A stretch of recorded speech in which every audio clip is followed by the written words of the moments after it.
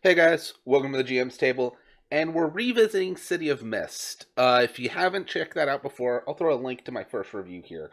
And I'm revisiting it for a couple reasons. First and foremost, I want to say thank you to Amit, the writer of City of Mist, as a thank you for my review of the PDF.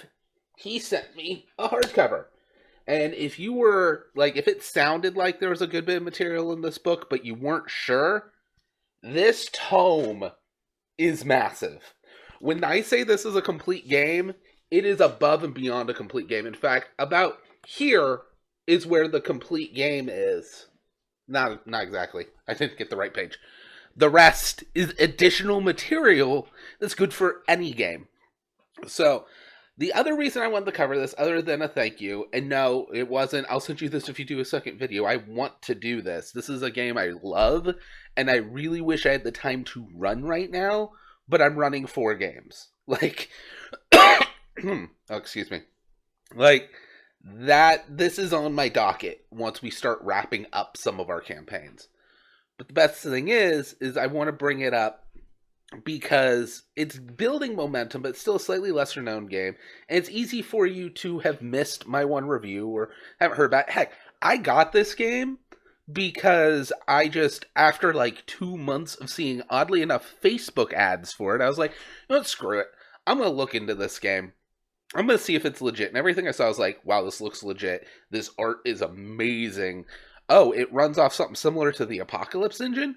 Okay, I've been meaning to pick up an Apocalypse engine game. Turns out this is way more. They started with it and then built off it. So, I'm tenuous saying it's an Apocalypse engine game. Technically it is, but what they added pushes it to kind of, again, a big comparison I tend to do is this is almost like Mutants and Masterminds to 3.5 D&D.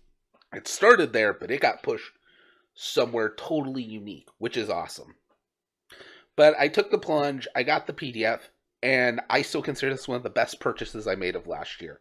And I bought Xanathar's Guide last year, which is my second best purchase. This tops it out because I can actually better show some stuff. Mainly, this.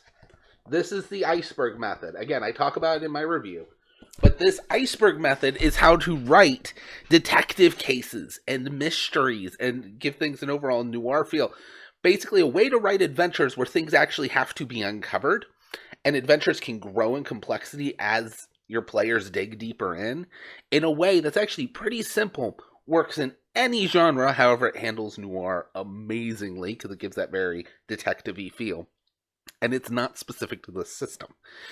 This has a whole system that works on how to write adventures if you want to write mysteries. If you want to write mysteries, just plain and simple, kind of detective-y mysteries, whodunits, any of that stuff, this book's worth the investment.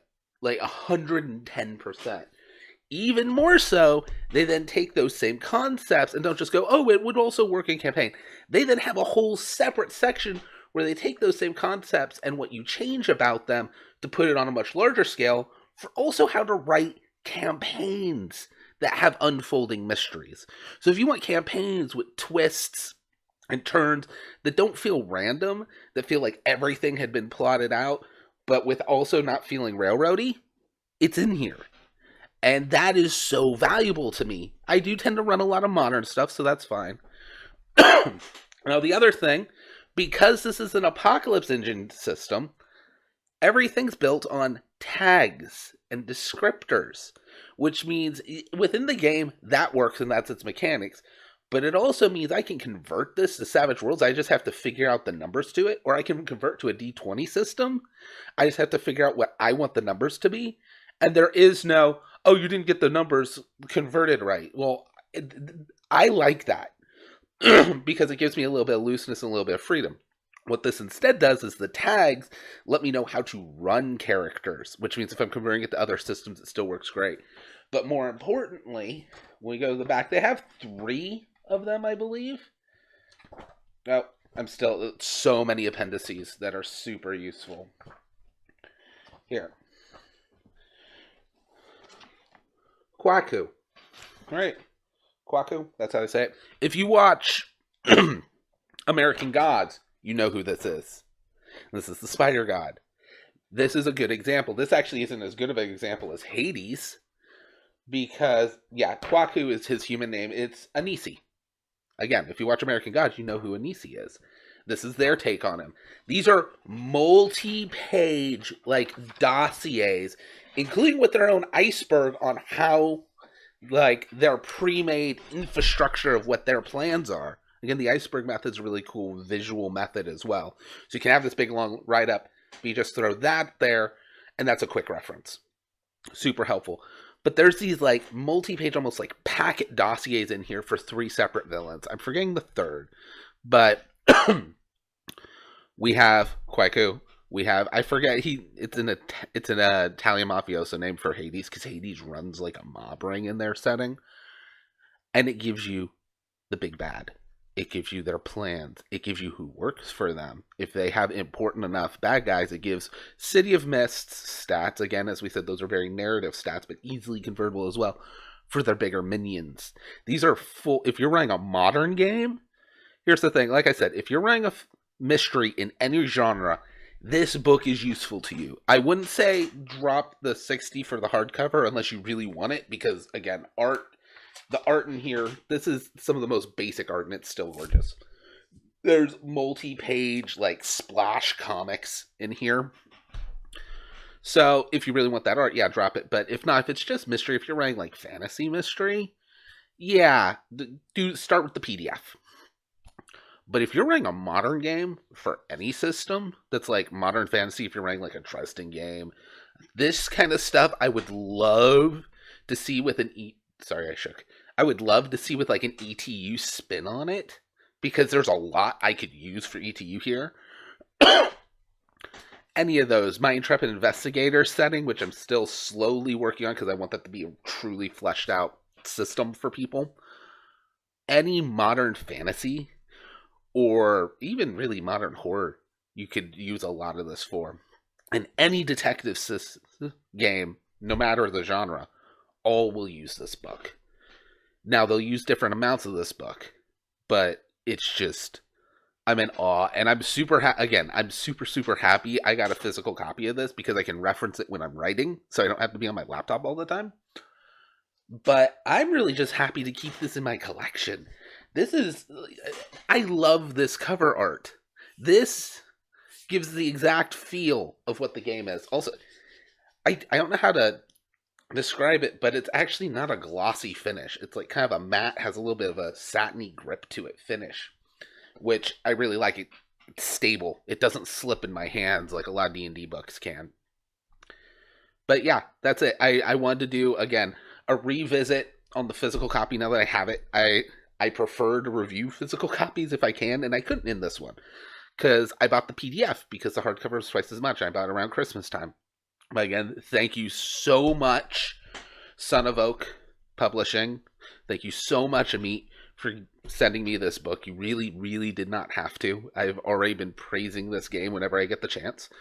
But I'm really, really happy with it. And maybe honestly, in about like 6 months or so, you might be seeing City of Mist come to the channel.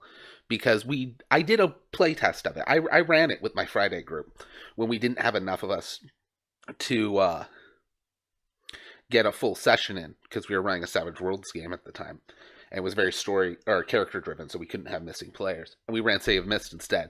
And even in one session, it was a blast. Try it, check it out, just 100%. There are test rules you can get. I believe there's a free test pack, because there's degrees of test rules too, that for like $20 on Amazon you can get the test packet, which comes with like big, nice, glossy character sheets with portraits and everything, and a full adventure. I believe the PDF for that's free. I'm like 99.9% sure of it, because I picked it up for free. So unless the price changed, it was free. And that's a 100-page rulebook.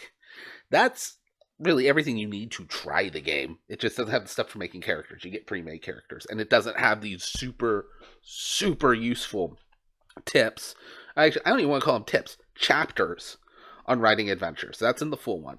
But if you want to get an idea for the world, for the setting, and for the mechanics, go check out the test rules.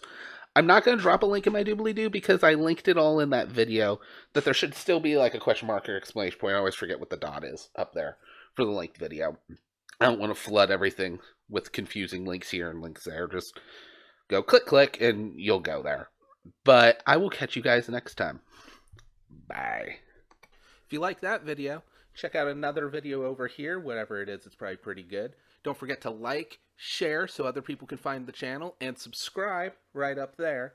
YouTube now won't let me put a link to the Patreon, but there is a link down in the description below. So if you want to help support the channel, check that out, and I will catch you guys next time.